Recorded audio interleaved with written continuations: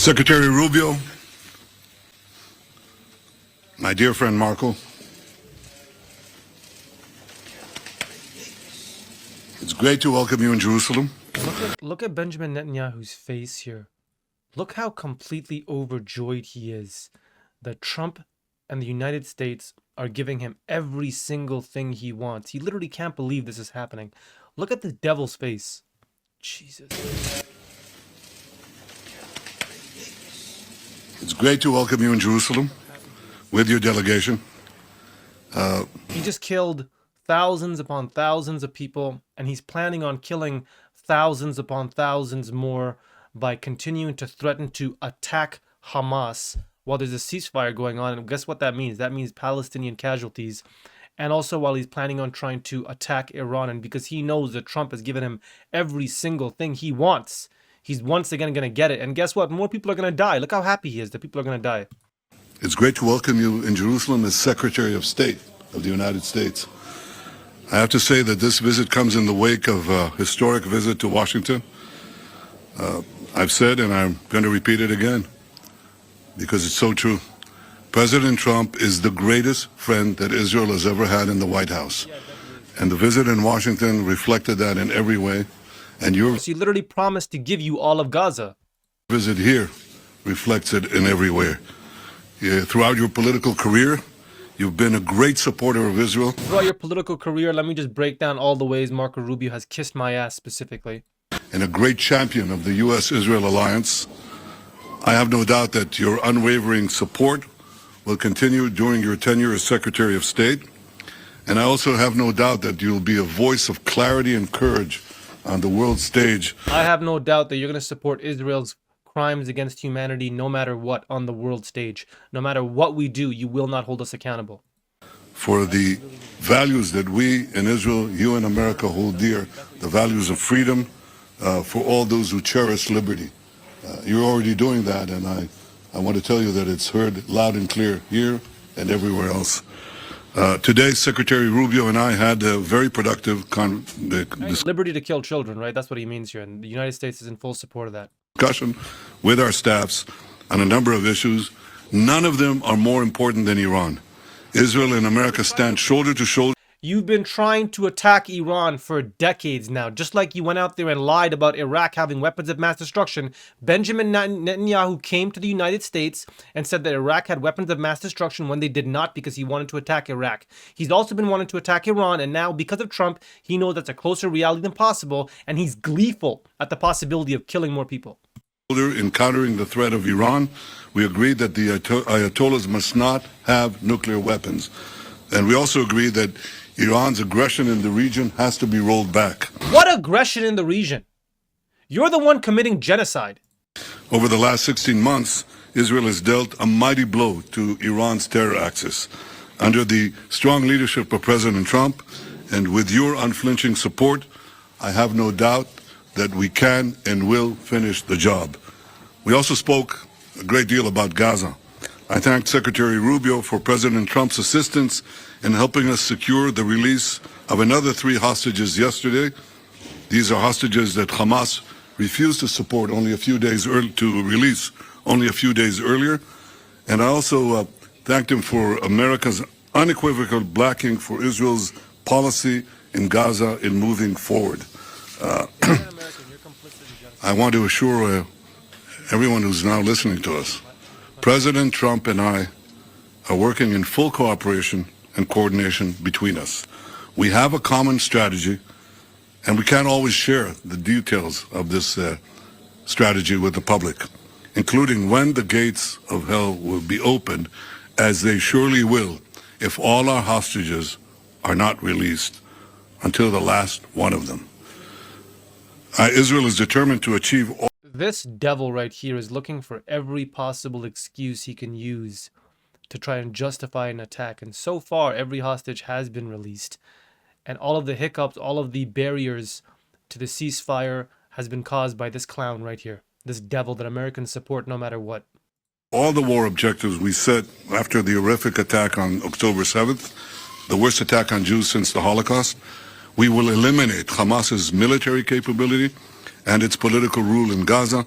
We will bring all our hostages home, and we will ensure that Gaza never again poses a threat to Israel.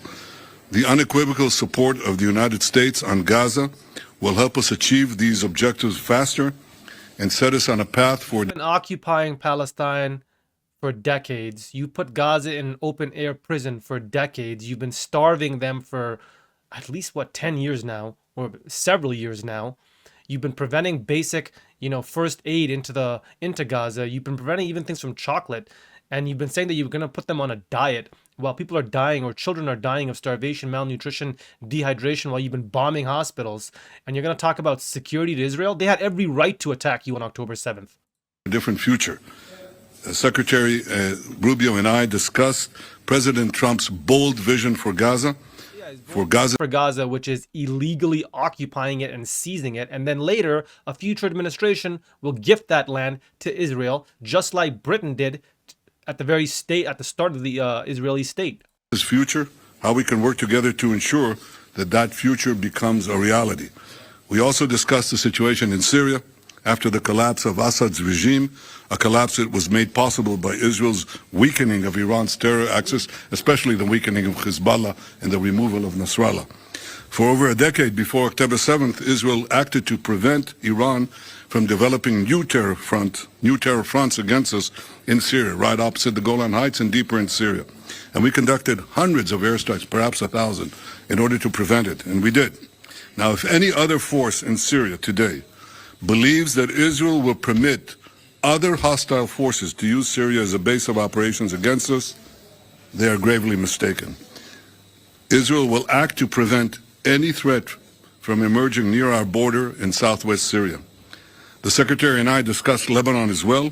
Israel is committed to the ceasefire understandings that were reached in November. We expect the government of Lebanon to be equally committed to their fulfillment. The scenes we saw this weekend in Beirut of UNIFIL forces being attacked by Hezbollah, this was not encouraging. The two UN resolutions that everyone refers to, 1559, 1701, well, they must be fully implemented. Hezbollah must be disarmed. And Israel would prefer that the Lebanese... Hezbollah should be disarmed so you can continue to carry out your genocide in Palestine with impunity. Army do that job, but no one should doubt that Israel will do what it has to do to enforce the understandings of the ceasefire and defend our security. The Secretary and I also discussed how the many international institutions have been hijacked and turned into anti-American and anti-Israeli forums. We see that in the UN General Assembly, in the UN Human Rights Commission. Yeah. So any organization in the United Nations or around the world that speaks out against Israel has been hijacked. Where anti-Americanism is rampant, and more resolutions are passed about Israel than the rest of the world combined. You are committing a genocide, And we see it especially in the lawfare that is being waged against America and Israel at the ICC, the ICJ, and elsewhere. The ICC has outrageously libeled Israel and issued arrest warrants based on utter lies. Like America, Israel is not subject to the jurisdiction of the ICC and does not accept the court's authority. So in other words, we do not care about international law whatsoever. We are not going to let anyone hold us to a standard, and the same international law and institutions that we use against Russia and other threats, when it comes to us, they don't apply to us. What this guy is basically flaunting here is his impunity on the world stage. Why? Because the United States is going to enable him no matter what. Israel commends President Trump and his administration for restoring his executive order against the ICC and for moving quickly to sanction ICC officials. The Secretary and I discussed working together to formulate a common strategy to deal with the threat of lawfare and neutralize this threat once and for all. So these are some of the issues we discussed today. Believe it or not, there were more, many more. We can say that the Middle East today has many opportunities, many challenges, and we think we can realize the opportunities and also meet the challenges. And I have no doubt that working together, America and Israel will overcome the challenges and seize the opportunities. I have to say that I'm absolutely confident that under President Trump's leadership and working together with you, Secretary Rubio, Marco, the best days of our alliance are still yet to come. I'm gonna replay that part. I want you to just really focus on his face. He's gloating, his excitement. He knows that no matter what he does, Trump is gonna support him. I'm just gonna let's just rewind a little bit. We're gonna mute this and let's take a look at his face. Just watch his face here. Okay, he's about to do it. I have no doubt. Look at his face here. Look how happy he is. Look how assured he is that no matter what, the United States is going to back him, and that no matter what, the United States is going to go right down to hell with him. Still yet to come. Welcome to Jerusalem. Welcome, my friend. Thank you. Thank you, Mr. Prime Minister. It is an honor to be back here. I've been here many times before as an American. So we can probably just fast forward this because we know what he's going to do. He's going to kiss Benjamin Netanyahu's ass. He's going to talk about how Israel has a right to defend itself, even though they're the ones committing genocide, even though they're the ones who are the aggressors. And then he's going to talk about how the United States is unwavering support of Israel. Visiting and then as a member of the United States Senate, but now for the first time as the Secretary of State of the United States. And it's an honor. Big this fucking guy, excuse me. Look how big this guy's ears are. Honor to be here. And it's an honor to serve in this role on behalf of President Donald Trump, who, as you've accurately stated, Mr. Prime Minister, is a tremendous friend of Israel. There's been no stronger ally for Israel in the White House than President Trump. He's also a man that speaks clearly and unambiguously and makes clear his views on issues. The first he's made clear is, and as you've pointed out, and the hostages need to come home, they need to be released, and you work in very close coordination with him. He's working in very close coordination, but with the Prime Minister and his government in ensuring that that happens. That must happen. It's not optional. And would add that that's a goal we share in common, and that is something we work on very closely together. The President's also been very bold about his view of what the future for Gaza should be. Not the same tired ideas of the past, but something that's bold and something that frankly took courage and vision in order to outline. And it may have shocked and surprised many, but what cannot continue is the same cycle where we repeat over and over again and wind up in the exact same place. What cannot continue is that these groups that we are attacking, these individuals, these people, these countries that we are attacking and that we are murdering, what cannot continue is they cannot keep resisting against us. And what cannot continue is they cannot go to the United Nations, which is supposed to be a state accountability institution on the international scale, and we can't have them trying to pass any sort of resolutions against us or trying to condemn us in any way in the media. We can't have that. We got to be able to continue our genocide and our murder, on the world stage with absolute impunity. Related to that, the President's been very clear. Hamas cannot continue as a military or government force. And frankly, as long as it stands as a force that can govern or as a force that can administer or as a force that can threaten by use of violence, peace becomes impossible. They must be eliminated. They must be eradicated. This goes back to George Orwell's doublespeak, right? Like if you look at the way this guy talks, the hypocrisy is just enough to drive you into frustration, right? That violence, we can't have violence because it stops peace. Broader issues that we discussed as well is the questions in Syria. And while the fall of Assad is certainly promising and important, if Syria replacing one destabilizing force for another. Okay, check this out.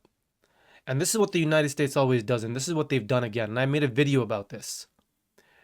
They replaced Assad with the Syrian rebel forces. The leader of that Syrian rebel forces was a former Al-Qaeda operative. And I've made a video about this. You can go check out my channel about the video about this. And I've said the United States has done this again and again and again and again. For example, in Afghanistan, in Iraq, and others. And now they're doing it again. So they're admitting to their failure. They got rid of Assad, and now they're admitting that the current Syrian regime that's in place is also, quote, unstable. That current Syrian regime that's in place is because you put it in place. So it's a failure of your policies. Is not a positive development. And that is something that we will watch very carefully as we seek to craft our own strategy with regards to how to approach the events in Syria. In the case of Lebanon, our goals are aligned and the same. A strong Lebanese state Let's see what they're covering so far. They've covered Iran, they've covered Gaza, they've covered Syria. These are all places they want to attack. And now they're going into Lebanon. So that's 4 places so far. 4 countries. I'm just gonna count Gaza as Palestine, right? That's 4 countries so far. That can take on and disarm Hezbollah. The common theme in all of these challenges is Iran. It is the single greatest source of instability in the region. No. You and Israel are the greatest source of instability in the region. Behind every terrorist group, behind every act of violence, behind every destabilizing activity, behind everything that threatens peace and stability for the millions of... What frustrates me is, as an international community, maybe Americans don't get this yet. Maybe there's a segment of the American population that watches nothing but Fox News and they're so incredibly stupid they don't understand this yet. But we know everything he's saying actually applies to America. America is the largest terrorist sponsoring state on the face of the planet, and every single thing he's saying applies actually to Americans, not to anywhere else, not to Iran or anywhere else. People who call this... Sit here and we got to pretend like, oh, the United States is actually a force of good, or they're trying to stabilize the region. That's not what they're trying to do at all, and he knows it. Every single person watching this video knows it, but instead we got to still listen to this nonsense. This region home is Iran. And by Iran, I mean the Ayatollahs. By Iran, I mean its regime. A regime who, by the way, its people don't support. The people of Iran are victims of that regime. And so I think it's important to constantly point that whether we talk about Hamas, or we talk about Hezbollah, or we talk about violence in the West Bank, or we talk about destabilization... Talk about U.S. state sponsoring terrorism. ...in Syria, or we talk about any of these issues, the militias in Iraq... They all have behind them one common theme: United States. Iran. And that must be addressed. And there can never be a nuclear Iran. A nuclear Iran that could then hold itself... How long have they been saying that Iran is just days or weeks or months or whatever away from attaining a nuclear weapon? How many years? It's been more than a decade now at least that they've been saying that Iran... I think it's been 2 decades now.